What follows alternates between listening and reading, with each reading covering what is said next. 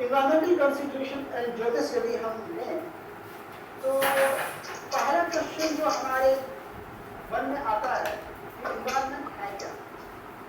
Environment पर्यावरण वो सब कुछ है जो हमारे आसपास जिसे हम देखते हैं, वो सारा कुछ पर्यावरण के अंदर आता है।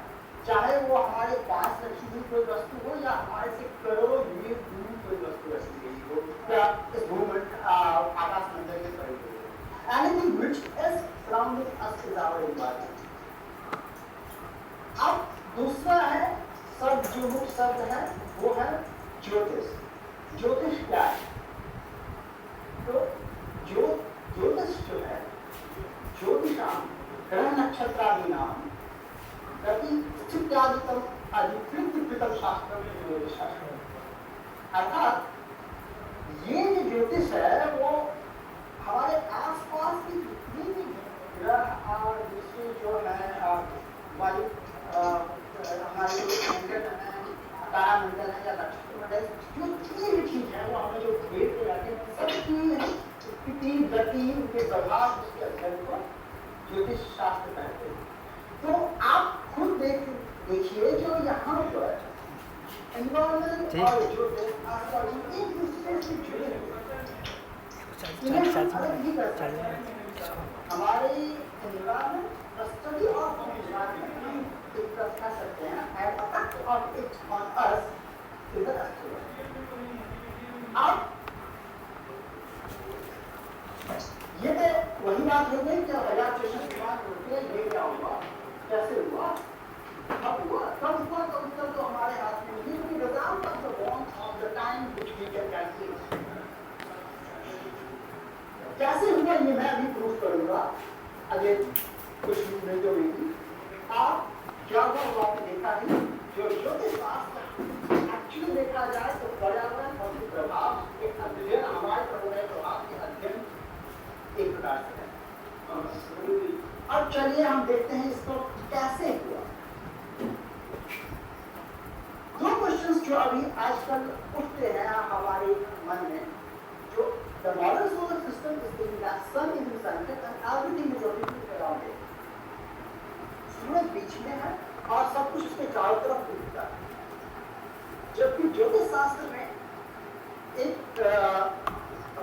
ज्योतिष शास्त्र मानता है कि पृथ्वी बीच में है और बाकी सब उसके चारों तरफ। अब ये क्वेश्चन बहुत बड़ा है क्योंकि जो मॉडर्न इंटेलेक्चुअल्स हैं they are trying to convey a message that the given by our logic given by the Jyotish Shastra is wrong because sun is in the center.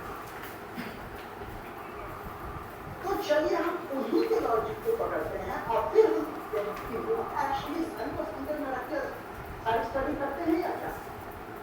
तो चलिए हम अब जैसे सूर्य सिद्धांत को ही कहा गया है, मध्य समानता अंदर पूरा योग। अब चलिए ये तो हमारे सूर्य सिद्धांत में कहा गया है। अब ये मॉडर्न को पकड़ लेते हैं, तो ये मॉडर्न को पकड़ के चलते हैं। तो उनका ये कहना है कि बीच में है सूर्य, आप उसके चारों तरफ एक रेखा की ग्रह आदि सब घूम रहे हैं। अब ध्यान के चलिए, अब ये सब पिक्चर्स मैंने बनाए हैं। तो मान के चलिए कि जो पृथ्वी कुछ इस दूरी पर है और आजकल जो अध्ययन को क्या बोलते हैं, इस ग्रह की दूरी पृथ्वी से इतनी है, हमारा उपग्रह जो हमने छोड़ा था पृथ्वी से इतनी दूरी पर गया, इधर की दूरी पृथ्वी ग्रह इस ग्रह की दूरी कितनी है, इस ग्रह की दूरी कितनी है पृथ्वी से, सूर्य की दूरी कितनी है पृथ्वी से, इसकी दूरी कितनी है पृथ्वी से। अब आप इस जो पूरे के सिनेरियो जिस तरह से वो अभी मॉडर्न साइंस स्टडी कर रहा है, लेकिन इसी को कर रहे हैं। इन्होंने क्या किया, इन्होंने भी तो पृथ्वी को बीच में ही रखा है, अध्ययन के लिए इन्होंने भी तो पृथ्वी को बीच में ही रखा है। तो हम तो कभी ये नहीं कहा कि सौर मंडल में पृथ्वी बीच में, क्योंकि ज्योतिष शास्त्र का मेन उद्देश्य जीवन और उस पर पड़ रहे प्रभाव को आप अध्ययन करना है। हमें जिस चीज का अध्ययन करना है उसे हमने बीच में रख के बाकी सब पर अध्ययन प्रारंभ कर दिया, इसमें क्या गलत कर दिया? ये पहला प्रश्न जो मॉडर्न साइंस हमको ज्योतिष शास्त्र उठाता है, उसका जस्टिफिकेशन सिंपल सा यही है कि आपने भी जितनी भी स्टडी की इससे दूरी इसकी कभी तो आपने ये नहीं बोला हमने नहीं पता धरती से छोड़ा था उससे सूर्य की दूरी कितनी थी और हमने पृथ्वी को नहीं कंसीडर किया। जो भी हमने कंसीडर किया उसमें हमने पृथ्वी से मापक तैयार किया, पृथ्वी को हमने बीच में रख के 0 मान के काम किया। अर्थात आप modern science also takes this earth as centre and everything is around it and we are studying on it. लेकिन हाँ प्रश्न में सोलर सिस्टम की तरफ से उठता है, तो हमने ये सब कहा कि सोलर सिस्टम में सौर मंडल में पृथ्वी बीच में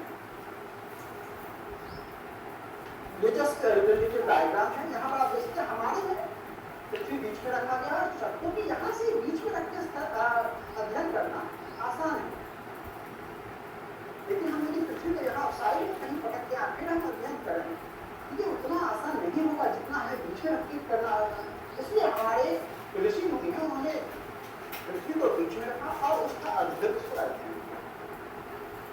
अब दूसरा प्रश्न जो उठता है वो था अफेक्ट ऑफ द प्लैनेट्स, क्या सच का ग्रह हम पर प्रभाव डालते हैं? मॉडर्न साइंस के हिसाब से ये सब के सब भविष्यवाणी है, ये just a prediction, it doesn't have any scientific evidence कि ग्रहों के भी प्रभाव हो सकते हैं हमारी जिंदगी। चलिए इसके भी सिंपल एग्जांपल हम मॉडर्न साइंस को ही प्रूव करना चाहते हैं। वर्ष के समय जो हमारे ऊपर ग्रहों के असर होते हैं उसका सबसे ज्यादा असर इसलिए पड़ता है क्योंकि उस समय हमारी हर एक कोशिकाएं हर एक इंद्रियाएं अपनी सबसे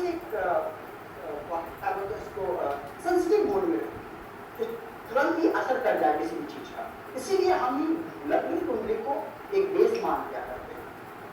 अब असर होता है कि किसको देखते हैं, टाइड फिनोमेना आप सबने सुना होगा, ज्वार भाटा उठता है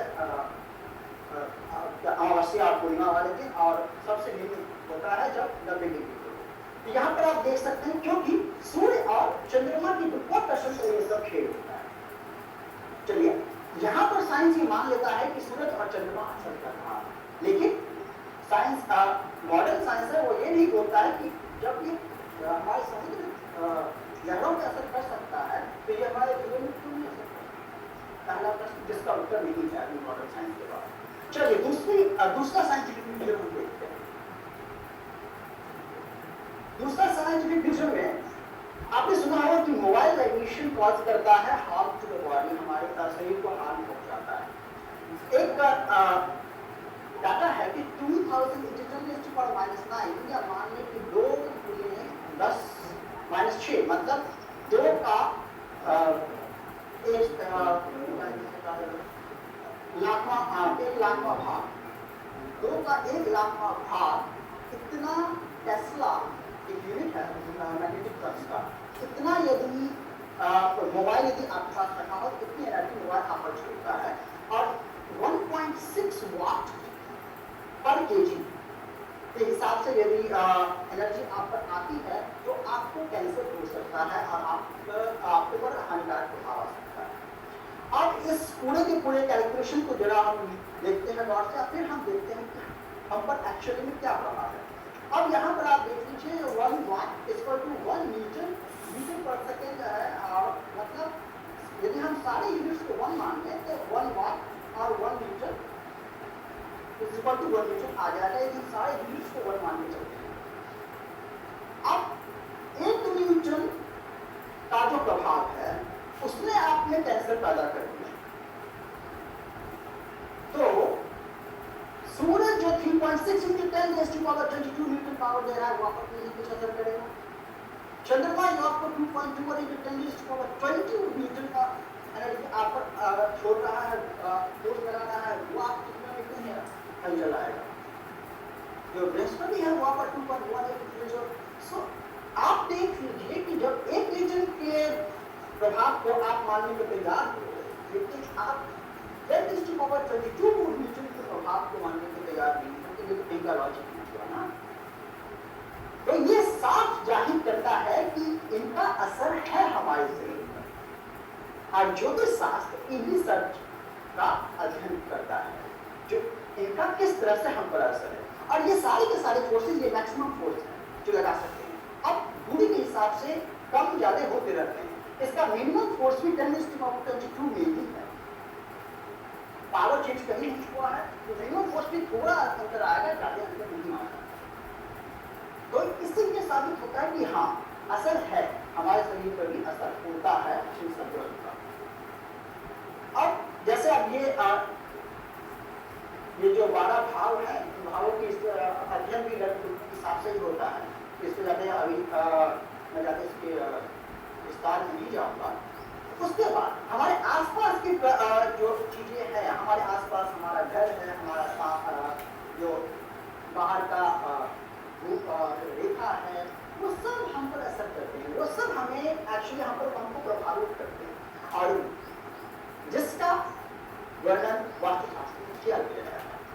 तो एक प्रकार से देखा जाए तो ज्योतिष शास्त्र हमारे नजदीक, हमारे पर्यावरण की सबसे नजदीक की वस्तु और हमारे पर्यावरण सबसे दूर की वस्तु, वहां से यहाँ तक सब कुछ का अध्ययन करके हमको बताती है कि हम पर क्या असर हो रहा है। तो ज्योतिष शास्त्र एक प्रकार से सब कुछ कंबाइंड पैक है, जिसमें हमें पूरा का पूरा everything, each and every element of this universe is going to do with your life, how it is going to affect your life. It is a combination of the whole environmental study. So, in a short, मैं ये कह सकता हूँ, astrology is not just a merely prediction. ये सिर्फ भविष्यवाणी नहीं, it is a complicated mathematics. बहुत ही जटिल मैथमेटिक्स है एंड इंटरप्रिटेशन। उससे क्या होता है उसको इंटरप्रेट करता हुआ एक मैथमेटिक्स है, और उसके प्रभाव को हम बताता है। Astrology is not just a mayor prediction, it is a complicated mathematics with interpretation of the effect of everything in this universe. So environment and astrology is not a separate, it is just a one unit which is working together to show that how much outside environment is affecting our life. तो आज के लिए मैं बस इतना ही कहूँगा कि astrology और environment हम अलग नहीं कर सकते, ये एक दूसरे से जुड़े हुए हैं, और इसीलिए इसकी महत्ता और बढ़ जाती है। It is more important to know about the root of astrology, to know more about your environment and surrounding things. With this, I'd like to close my views and my views. Thank you. धन्यवाद।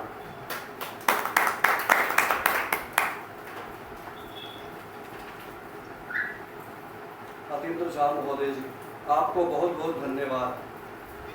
आपने ऐसे ऐसे विषयों को रखा जिसको लेकर ज्योतिष शास्त्र में लोग भयभीत रहते हैं, बाहर के लोग आकर जिसमें प्रश्न करते हैं तथा निरुत्तर जैसी स्थिति बन जाती है।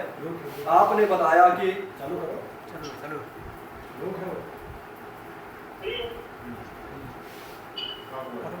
अतीन्द्र महोदय जी, आपको बहुत बहुत धन्यवाद। आपने ऐसे ऐसे विषयों को यहाँ प्रस्तुत किया जिसके द्वारा हमारा पूरा ज्योतिष जगत उपकृत होगा।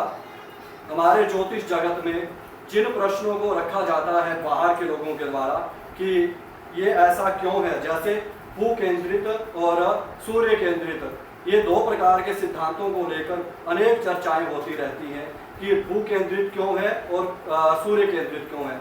आज के वैज्ञानिक सूर्य केंद्रित ब्रह्मांड की कल्पना करते हैं, और हमारे ऋषि मुनियों ने ज्योतिष शास्त्र में भू केंद्रित की कल्पना की थी। और उसका कारण आपने बताया कि हमें अपने ऊपर ग्रहों का प्रभाव जानना है, हमें हमसे ग्रह कितने दूर है हमें वो जानना है। जैसे कोई अगर दिल्ली जा रहा है, वो ग्वालियर में है, तो हमें ग्वालियर से दिल्ली की दूरी जाननी है, ना कि भोपाल से दिल्ली की दूरी। हमारे लिए जो प्रभाव का क्षेत्र है, उस ग्रह के द्वारा हमारे ऊपर क्या प्रभाव पड़ेगा, उसको जानने के लिए ही यह भू केंद्रित प्रणाली आचार्यों के द्वारा रची गई थी। तथा इसके अतिरिक्त आपने बताया कि ग्रहों का प्रभाव जिसको आपने मोबाइल की रेंज के हिसाब से भी बताया कि मोबाइल के द्वारा जो हमारे ऊपर कैंसर इत्यादि का प्रभाव पड़ता है, उसके जो दुष्प्रभाव है मोबाइल की किरणों के, तो उससे कैंसर आदि की स्थिति होती है। तो आपने बताया कि जो ग्रहों का प्रभाव है, ग्रह बहुत दूर हैं पर उनका जो प्रभाव है, उनका जो किरणें हैं वो हमारे को उस मोबाइल रेंज से भी ज़्यादा प्रभावित करती हैं। उसका आपने एक प्रैक्टिकल पीपीटी के द्वारा प्रस्तुत किया है। इसलिए हम सब का ज्ञान इससे जरूर समृद्ध हुआ है। ना केवल हम ही लाभान्वित हुए हैं, अपितु जो इस संगोष्ठी में जुड़े हुए, चाहे वो ज्योतिष जगत के हों अथवा किसी भी फील्ड के हों, वो सब इससे उपकृत हुए हैं। अतः आपको पुनः एक बार धन्यवाद देते हुए मैं अग्रिम अतिथि के उद्बोधन की तरफ बढ़ता हूं। जो विशिष्ट अतिथि हैं, हमारे इस परिसर के व्याकरण विभागाध्यक्ष हैं तथा जो अत्यधिक सरल सज्जन हैं, जिनका स्वभाव, और जब भी हमें कुछ जरूरत पड़ती है तो हम उनसे भी सलाह ले लिया करते हैं, और हमारे ज्योतिष विभाग पर उनकी स्नेह दृष्टि बनी रहती है और नित्य नए कार्य करने के लिए हम सबको प्रेरित करते हैं। ऐसे विशिष्ट अतिथि प्रोफेसर सुबोध शर्मा महोदय जी से मैं निवेदन करता हूं कि वह हमें आशीर्वचन देकर कृतार्थ करें।